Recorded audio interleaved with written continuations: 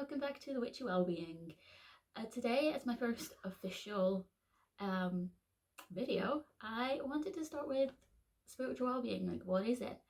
But first, I should probably define what health and wellbeing actually are. So, I've got the direct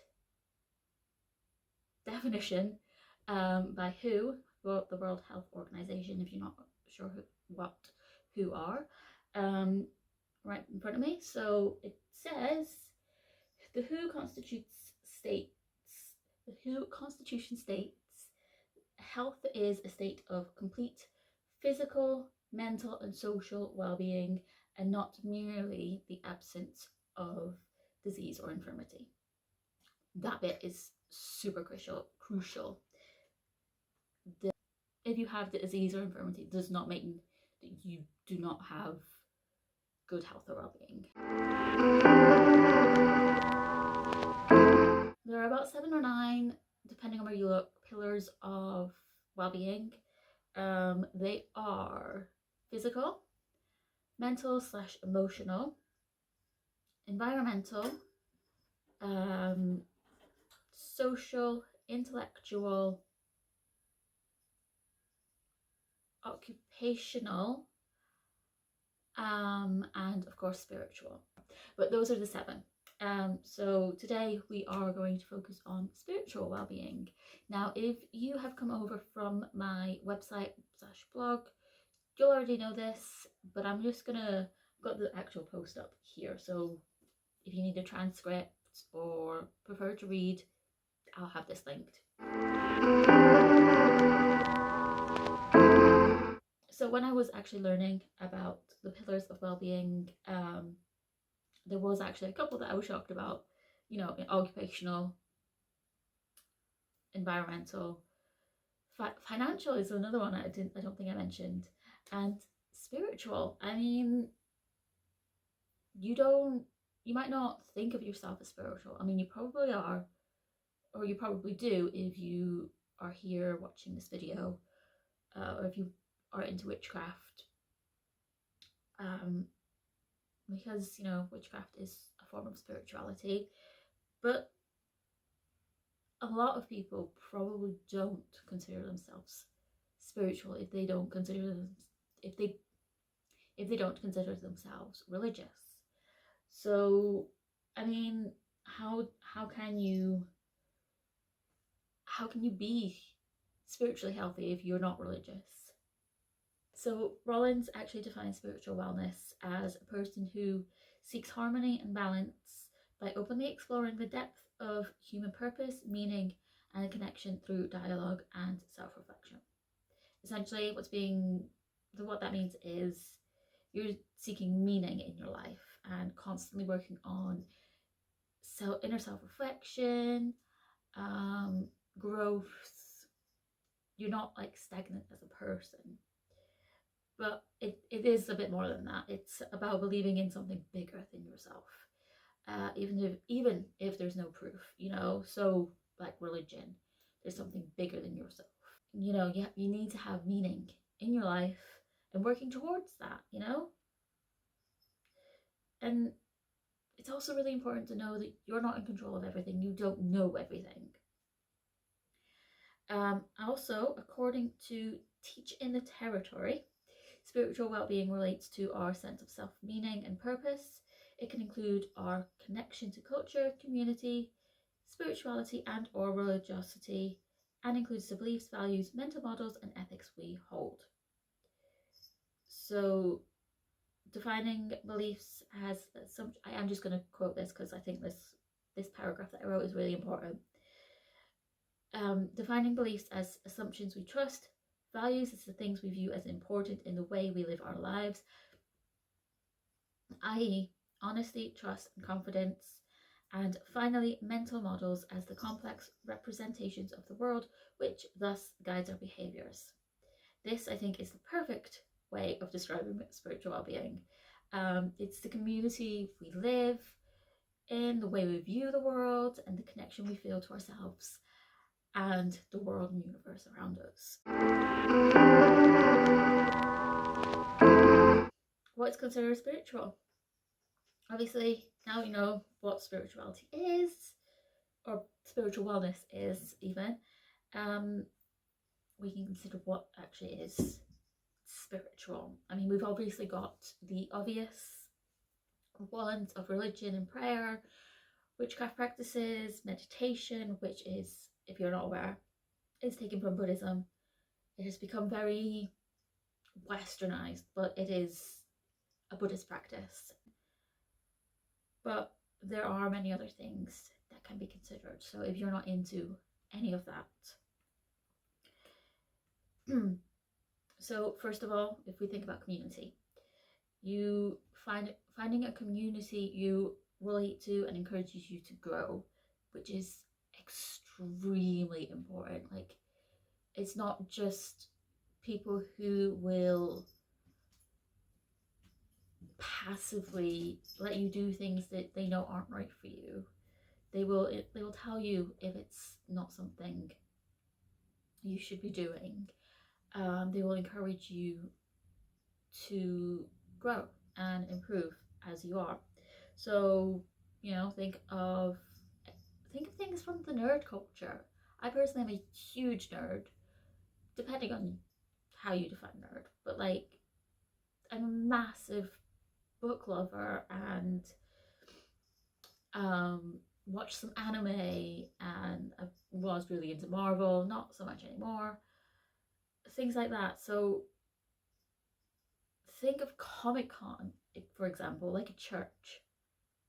You know, it's where you all gather and share your love of things and find new things to love, um, find ways of improving yourself.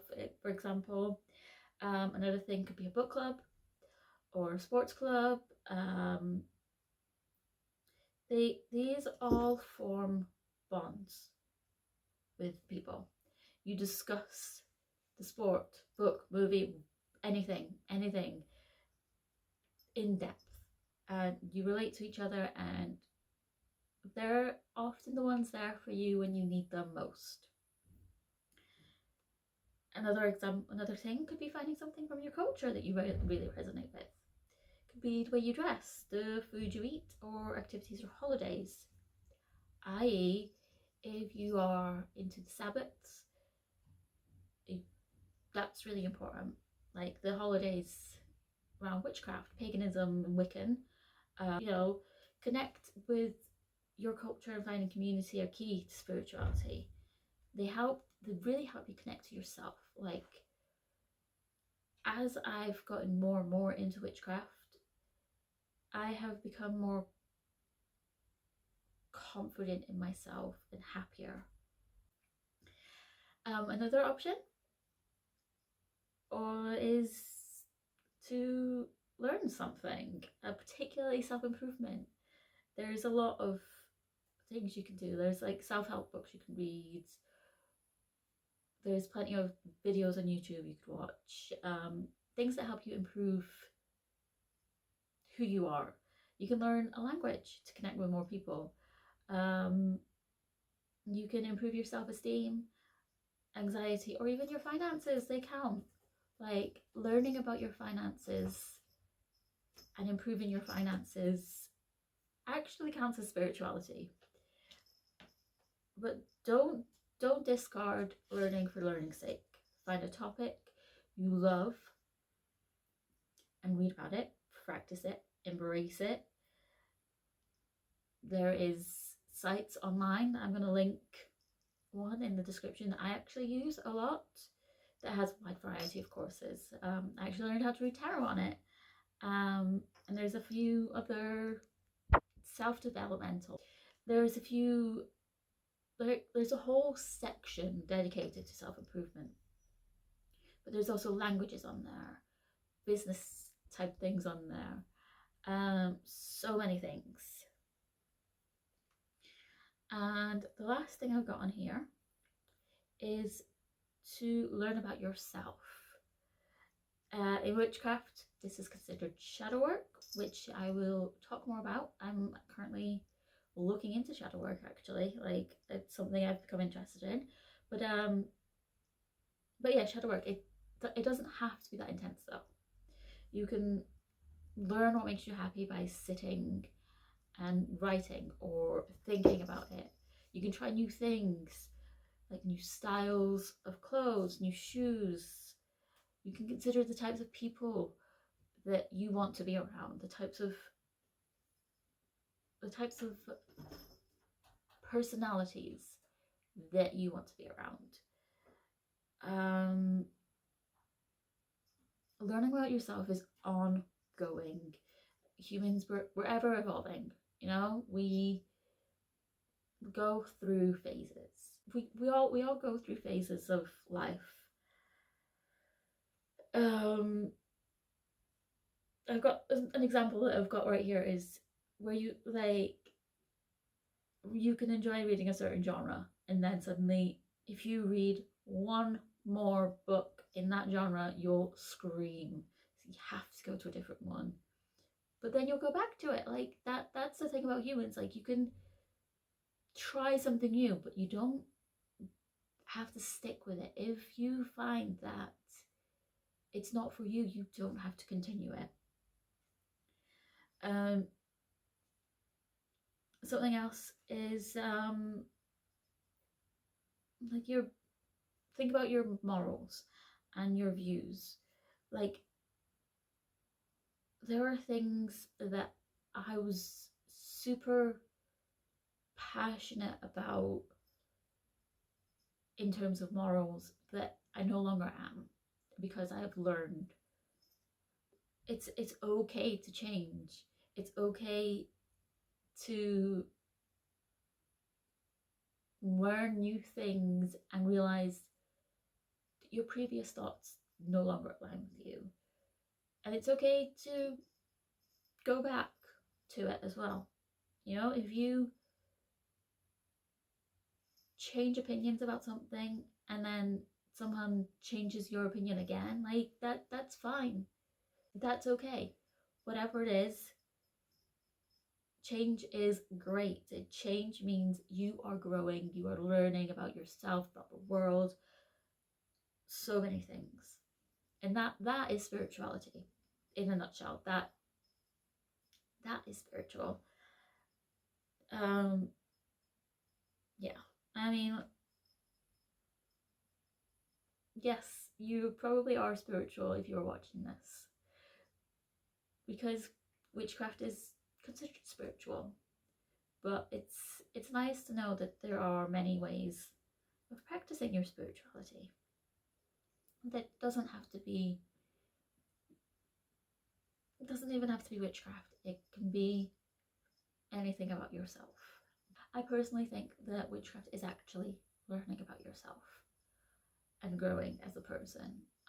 That's what makes it special to me. That's what makes it spiritual to me. So there you have it. I am going to leave that there. I hope you enjoyed, and don't forget to like and subscribe. Liking really helps the algorithm.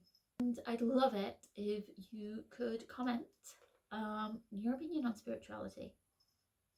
And I will talk to you all next week. Bye, everyone.